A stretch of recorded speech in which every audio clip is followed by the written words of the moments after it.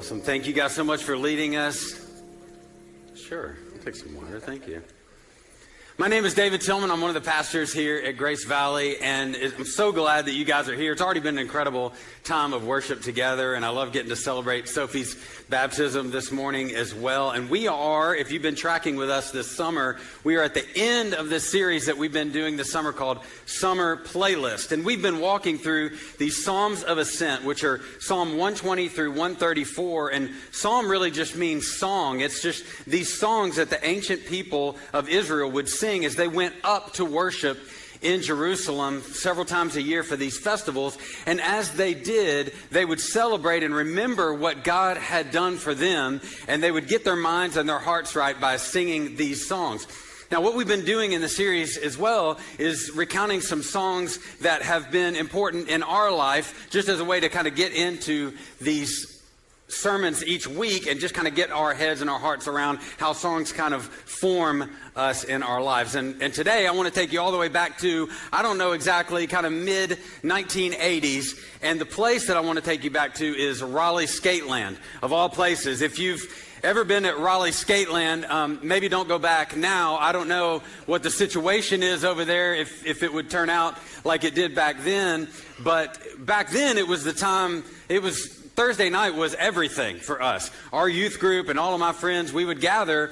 And the reason why is that Thursday night was Christian music skate night.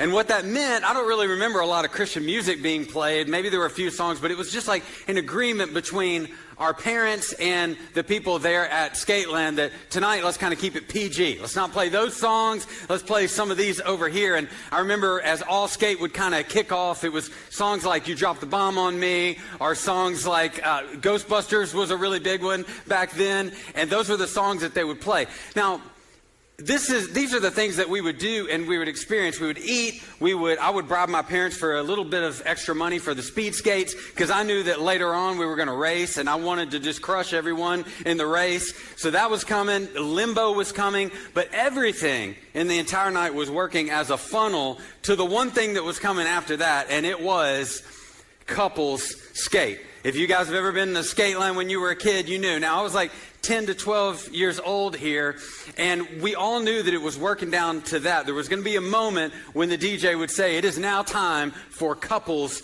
skate.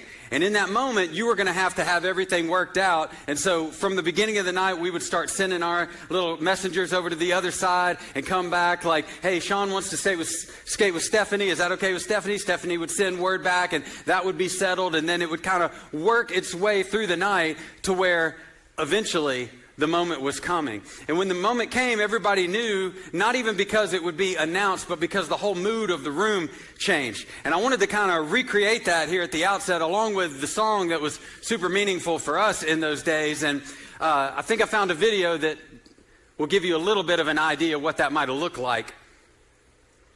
I think we have a video that will do that. Here we go. Raleigh Skateland, mid-80s. This is how the mood would be set, and then the song would start to play. And I'll just let you enjoy this moment for just a second. And this is when you would start to skate across to the other side and put your hand out, just hoping that somebody would be there. I don't know if there was ever a moment where she just decided, I'm out, and you're just kind of like this. That would be embarrassing. I don't remember that. Usually it all worked out. And we would just listen to Peter Cetera, and we would make our way around. That's probably enough of the song. You guys can listen to it this afternoon.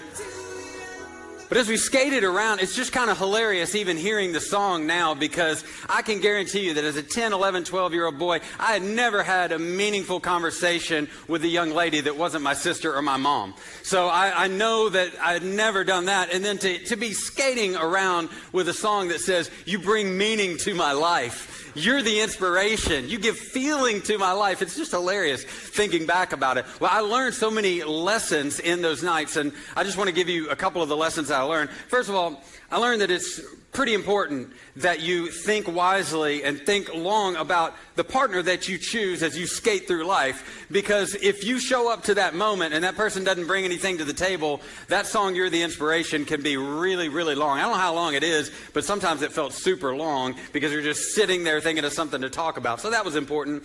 Another thing that I learned that was important is wear deodorant. As an 11-year-old, that was one of the things that I sometimes forgot. And if you've got sons that are that age, you know that that's like a reminder that you have to do, because it's not comfortable to get into that moment and realize that you didn't do that. So another thing is don't fall, because if you're skating around and you fall, it's just hard to retain your dignity when the girl that you're skating with says, "Are you all right? That looked like it hurt." You can't get back from there. But the reason that I bring this story up to you, and trust me, this is going somewhere, is that there was something else going on in the room that, as I thought back, it was an amazing picture of where we're going today.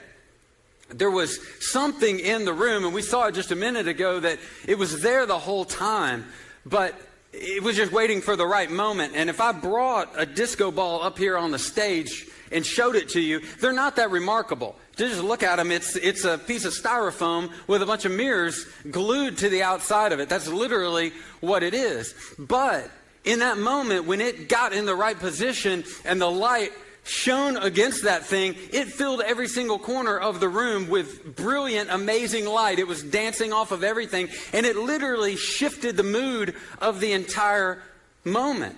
And it was because that thing had a purpose, and that disco ball, it wasn't the source of anything, any kind of brilliance, any kind of light, but when it got in the right position and it caught the light, it shined that light in the most brilliant way that you could ever imagine. And guys, that is a picture of what our lives are meant to look like. That's a picture of worship. And that's exactly where we end up today on this Psalm of Ascent journey as we get to Psalm 134.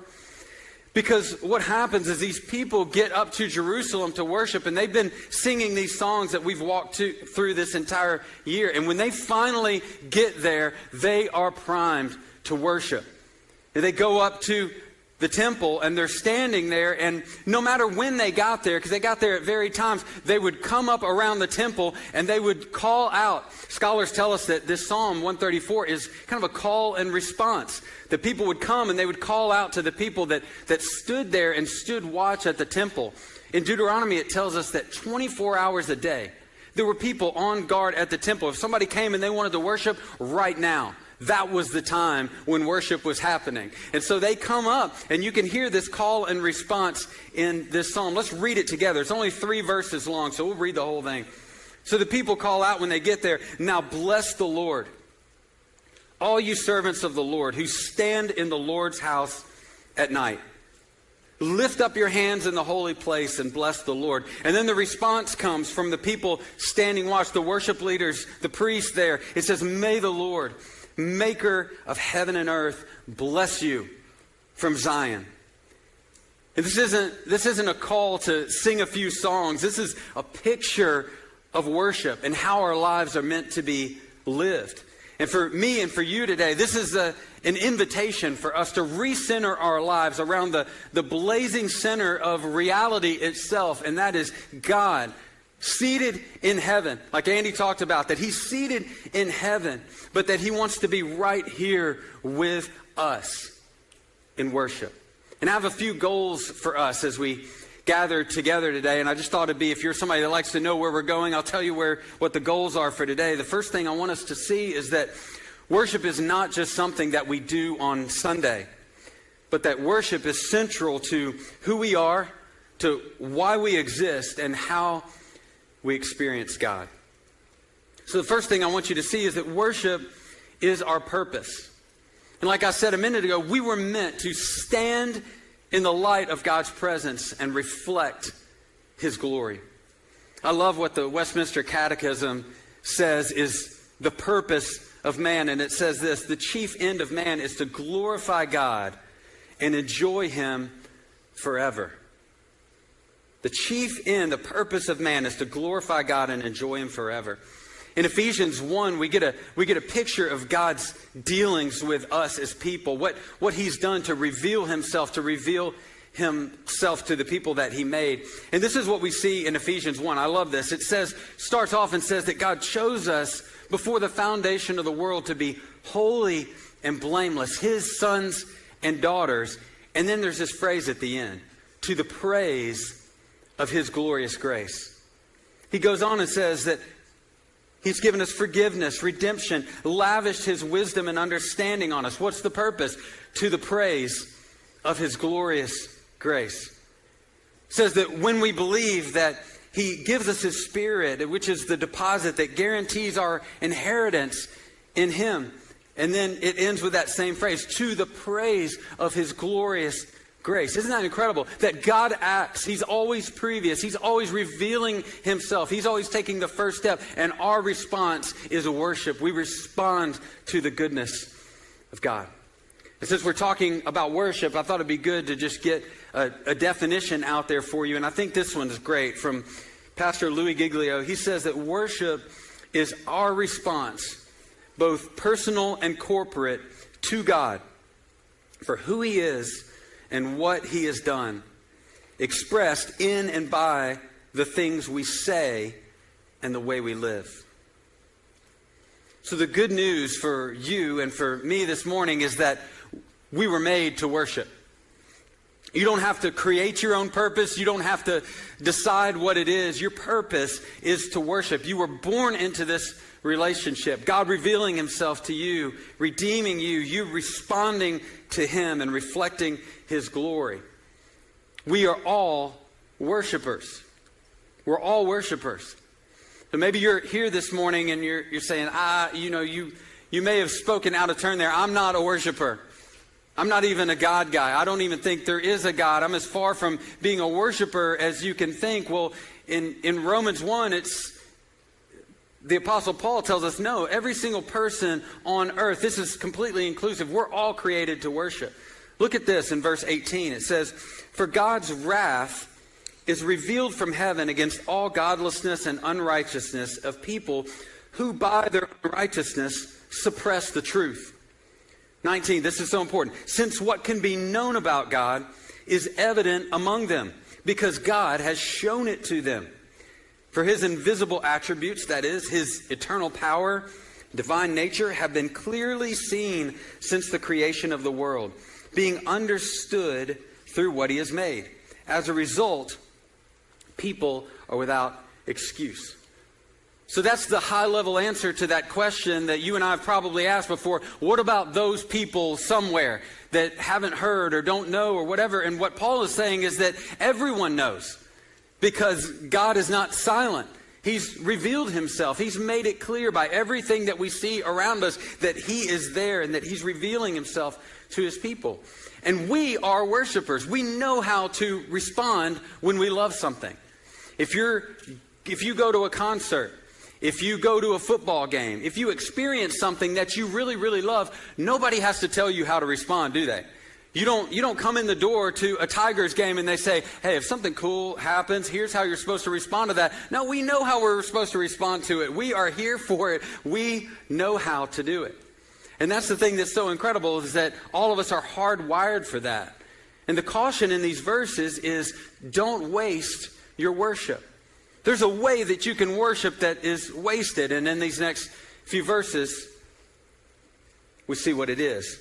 It says, for though they knew God, they did not glorify him as God or show gratitude. Instead, their thinking became worthless, and their senseless hearts were darkened. Claiming to be wise, they became fools and exchanged the glory of the immortal God for images resembling mortal man, birds, four-footed animals, and reptiles.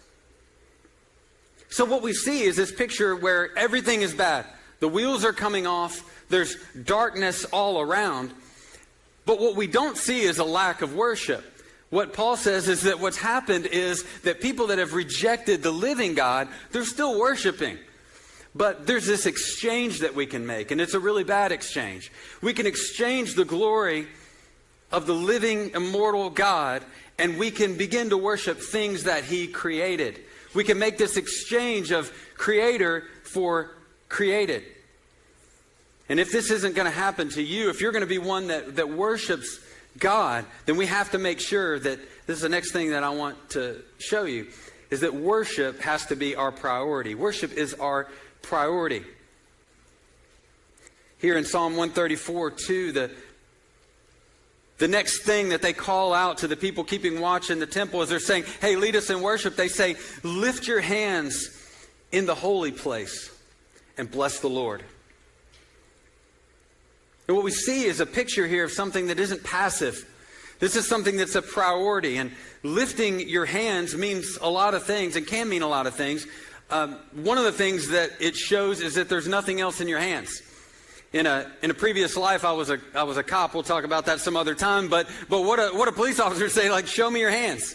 And the reason is they want to see that nothing else is in your hands. And it's a picture of surrender, among other things. And so as a posture, this is why what Andy was talking about earlier is so true. It's that there's nothing magical about our posture. It doesn't mean if I lift my hands when I'm worshiping, or if I kneel or I do whatever, that I mean it more than you. It's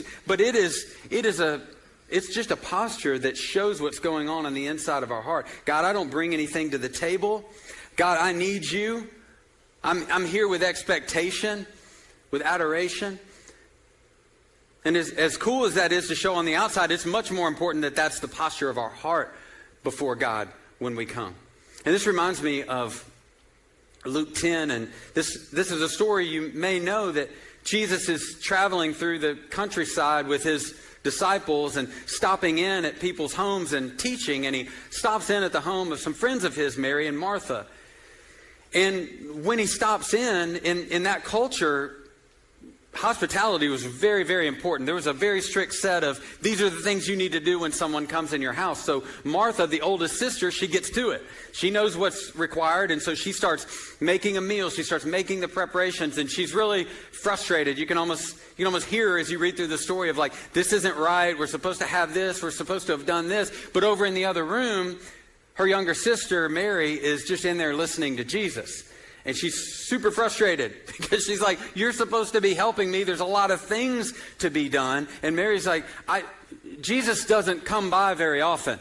And he's here. So her posture is that she's seated at the feet of Jesus because the Son of God is in her house and she wants to listen. And so Martha goes to Jesus and does a bold thing and says, hey, tell my sister to get in here. She interrupts Jesus and says, tell her to get in here. And this is what Jesus says. He says, Martha, Martha, you are worried and upset about many things, but one thing is necessary. One thing. And Martha's made the right choice, and it won't be taken away from her. And what I want to say to you is that you have to choose to be a worshiper. If you're going to worship Jesus, and that's going to be primary in your life, that's going to be a priority in your life, it will involve sacrifice. You will have to choose that. You will not drift into being a worshiper. There's other things that have to be done, but worship has to come first. It comes before the fixing. It comes before the leading. It comes before the building. It better come before the preaching. I have something written at the top of my board at my house, and it says, you have nothing to say, which sounds like a very demotivating line, but it's a reminder to me that I have nothing to say. That as I begin the week and I'm prepping to, what am I going to say on Sunday? I need to start in the place where it better not come from me. It better be a word from God, because he's the only one that has the words of life. And if the Spirit of God doesn't come and show us what this means in our heart, then there's no point in being here, because I'm not the source. And just like that disco ball, I have one job. My one job is to get myself in proximity of the light that came into the world and reflect his glory as best as I can for the glory of God. Because worship fuels mission. Worship fuels mission. You cannot share what you don't treasure. You can't do it. I love, and maybe this makes me a nerd, but I love and I always have loved reading books on missions and missionaries. And I love reading biographies of people that God has used. And here's the reason why I love it. Is because in every single one of these people's lives, though they were so different and from so many different backgrounds, there was a place where they made a decision. And they said, you know what? It's not going to be what I want to do or the path I always had for myself. But God, I want to be used by you. And whatever it is that you want to do through my life. And they made a decision to become a worshiper. And what drove them, some of these people traveled all the way around the world to share the gospel with someone, and you know what drove them? It was worship. Because they had experienced something in their life. They had experienced the presence of God in their life through worship. And then they lifted their eyes and they said, there's no worship going on over there.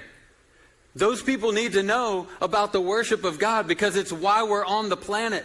And so they went motivated not by some kind of sense of service or duty or anything like that, but it was because of the lack of worship somewhere. And so what they did is, remembering all that God has done in their life, they rushed into the life of someone else to try and see how they can serve them. And guys, this is, just to make this really, really practical, this is what we do at Grace Valley Church with all of the people that God has brought here and is bringing here. And we're so grateful for every week there are people that, hey, this is my first time at the church. And the reason we love that so much is because there was a time when it was our first time at a church. When we walked in, and I brought a friend of mine to church one time, and he told me on the way in the doors, I love this. He said to me, he goes, are you sure you want me to go with you? Because I feel like the building might fall in on us both when I walk in. He was really just convinced that nobody there was going to want him there because they had known what he had done. But you know what happened? He walked in the door, and have you ever, Jennifer and I were traveling not that long ago, and you know there's the moment when you're traveling and you've got all your bags, and you walk up to the elevator, and it's a really crowded place, and you think, I may never get up to my room. And there's that moment where there's like the elevator face-off. Are you guys familiar with this? There's a lot of people in the elevator. They might be able to fit you in. They might not. It sort of depends on whether they want to or not. So they're all sort of standing there, and you look at each other. And then what happens eventually is someone on that elevator says, you know what? We can fit you guys. Oh, we'll just wait for the next one. No. We've got this. And this person starts moving everybody around. There's 4 of you, and they say, look, you'll fit right here. We've got just like, bring all your bags. You guys will fit perfectly here. And you remember how grateful that makes you feel? Well, something weird happens, though. You step into the elevator, and then you turn. And when you turn, now you're the person that gets to decide how much space there is on the elevator. And you guys are better people than me. I know, so you've never done this, but have you ever, like, the door opens again and you're like, man, I'm so tired. I just want to get to my room. And you forget completely that somebody made room on the elevator, or maybe somebody's running and they're super far away. They probably won't make it anyway. So you pretend you're pressing the hold open and you press the door close button. Come on now. Nobody's ever done that? That's pretty mean, but there is this tendency in us to, somebody made room for me, but now that I'm here, this is my spot. But here at church, what's amazing is the reason that people make room for you is because somebody made room for them. And so when Andy gets up and he says, hey man, the parking lot is super crowded. We're going to have to start going down the street and shuttle parking. You say, absolutely, I'll do that. Do you want to do it? You don't want to do it. You want to park right by the front door. But you say, I'm going to go down here and I'm going to park. Why? Because somebody made room for me. And I remember what it was like when I was so confused about going to church and people were kind to me. It meant the world. And then when somebody says, hey, remember that there's new people here this morning, and you walk across the lobby to find someone because they look like they're new, and you welcome them and you say, hey, do you have anywhere to sit? I'd love to sit with you, and you make that person feel welcome. It's because somebody did that for you. And so you remember, thankful to God first, obviously, that God, you've welcomed me in when I didn't deserve to be here. And so God, I'm thankful to you and I'm thankful to your people. So I want to be a welcoming force in your house. God, that's an act of worship. And when we do that, we're just reflecting the glory of God that's been shown into our life. So the third thing I want us to see is that worship is our privilege. It's a privilege to worship. Psalm 134 is set at night in the temple. It says, you who keep watch in the temple at night. This is why I love that, is because, like I said earlier, 24 hours a day, there were worship leaders on standby, ready to, whenever you came, it's like, okay, we're gonna worship God now. And now is the time. The crowds are gone and only the priests remain, but even then, worship is continuing. And I read in a book by C.S. Lewis one time. I love this because maybe something that you guys might be questioning right now. I know that I did in my life. It's like, why is this so important to God? If he's God in heaven, why is he always saying, worship me? Hey, come and bring these offerings and worship me. What is it about him? Why does he need me? And So C.S. Lewis is a lot smarter than me. He was rolling this stuff around in his head and trying to figure it out, and a light bulb went off. He said, oh, it's because I'm viewing worship as a task that I have to complete, as if me completing a task makes myself somehow more acceptable to God. He goes, but he made the realization that no, worship is a gift that God wants to give his people. And this is what he said. He said, in commanding us to glorify him, God is inviting us to enjoy him. He's saying, come into my presence and enjoy me because I'm the thing that you really need. I created you, so I know what you need. I'm the only one that's got the power to give it to you. So come and worship me and let me give you everything that you need. He goes on to say that it's in the process of being worshiped that God communicates his presence to his people. He says, come in and worship me, and I'm gonna teach you things about me. You're going to learn about me because I'm a personality that you can get to know, like you can know a person. In the stillness, in the quiet, in the unseen places,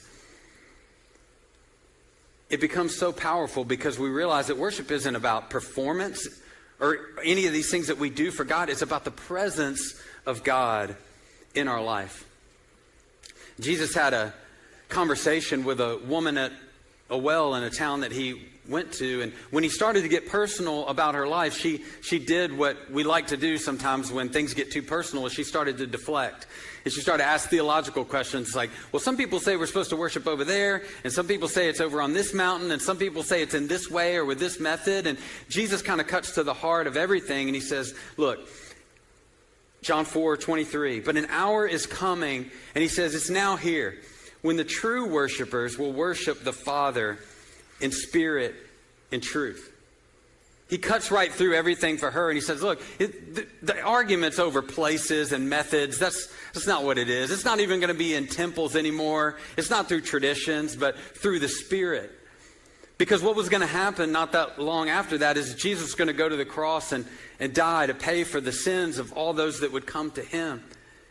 And when he did, when he said, it is finished, the veil in the temple that separated the people that would come to worship from the holy place that even the high priest could only go into one time a year where the presence of God dwelled, it was ripped from top to bottom. God was saying, you're no longer separated from my presence. Because of what Jesus has done, now you have access into the presence of God. It's a privilege because of Jesus and because of his blood that we get to celebrate. In Hebrews chapter 10, this is how the writer of Hebrews says this. Therefore, brothers and sisters, since we have confidence to enter the most holy place by the blood of Jesus, let us draw near to God. So we have this privilege. The way has been made, and what are we doing with it? We have the opportunity to literally live in the presence of God. I learned a lot about what this means in average everyday life when I was working at UPS when I was in college. And I was loading trucks. And if you guys have ever done this, this is pretty hard work. I worked from 4 in the afternoon to 8 at night. When I would be done with classes, I would go to UPS and I would post up in my truck.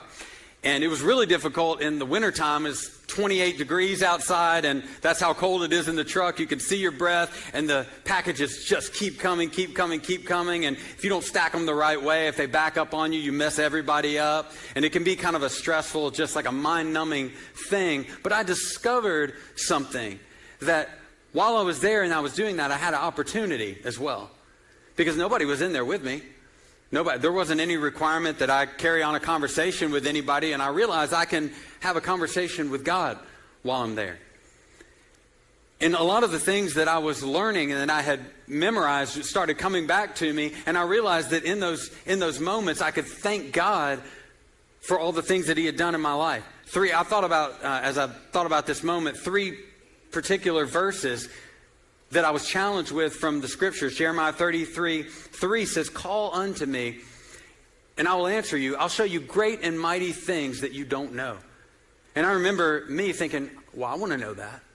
God, I want to, if that's an offer that's on the table, God, I want to spend time in your presence, and I want to know things that I can't know any other way. And then Jeremiah 9:23 was another one that it said, if anyone wants to boast, let him boast in this, that he knows me and understands me, that I am the Lord. I said, God, I want to know you, which led me to Philippians 3, verse 10. The Apostle Paul says that the whole kind of motivating force of his life was this, that all the things he used to boast about, they're worthless.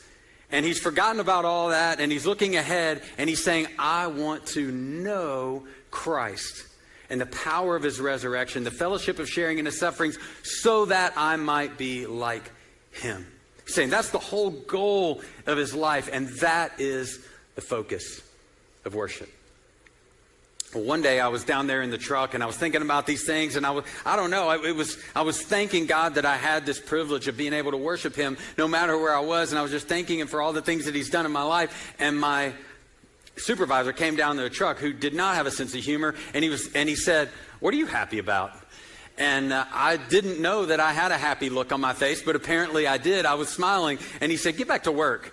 And he walked out, and I just said, "Thank you, God." Because I knew that what was happening in that moment, I wasn't happy with where I was. I didn't really want to be there. But I knew that there was something, some little thing, some little glimmer being reflected in my life that my supervisor could see, that there was a joy, there was a happiness that was coming out of my life. And the only reason it was there is because God had been good to me, and I am just grateful for him, for all that he's done. And really the answer to this question that he asked me, what do you have to be happy about, is this.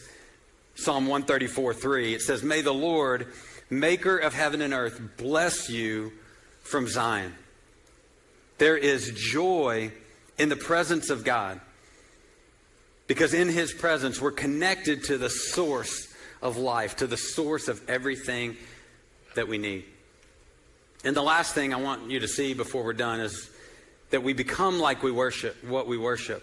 We become like what we worship. Psalm 115, verse 1 through 8, incredible passage. "Not to us, Lord, not to us, but to your name give glory, because of your faithful love, because of your truth. Why should the nations say, 'Where is their God?' Our God is in heaven and does whatever he pleases.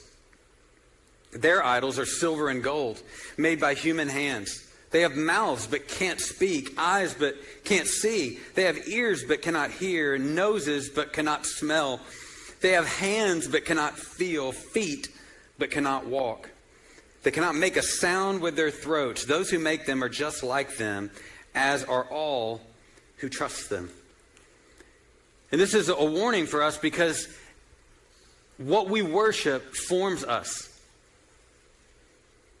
What we worship and give our hearts and our attention to, that thing has our worship. But we have to be aware as well that that thing also forms us and forms our life. We become like the thing that we worship. We get formed into the likeness of it. So what would that mean? Well, if money is the most important thing in our life, if that's what we give all of our attention and our focus to, then we're going to become like a commodity. Like if everything's really good, if the price of our stock, if Bitcoin's going through the roof or whatever it is that's your thing, then you're super happy and you're super excited. But if it goes down, you're thinking, hey, how am I gonna get through life? And you fluctuate like the currency does, because the thing that we give our heart and our value to ultimately controls us. But the good news for us is that when we worship God and set our attention and set our affections on him, the same is also true. 2 Corinthians 3:17 through 18 says it this way. "Now the Lord is Spirit. And where the Spirit of the Lord is, there is freedom. We all, with unveiled faces, are looking as in a mirror at the glory of the Lord. And we're being transformed into the same image from glory to glory. This is from the Lord, who is the Spirit."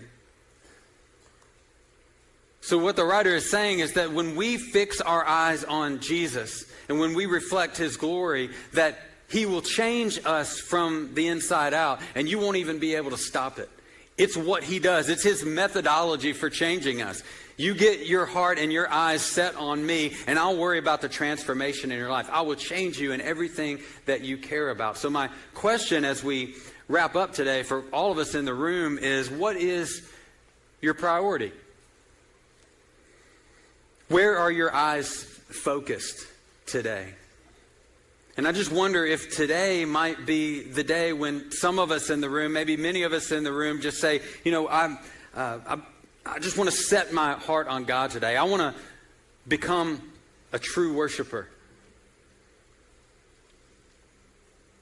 Maybe your mind, your heart's been kind of all over the place and you've been a little bit divided, and you say, I just want today to be the day that from here forward, I want to just lift up my hands to God and empty out all the things I'm holding.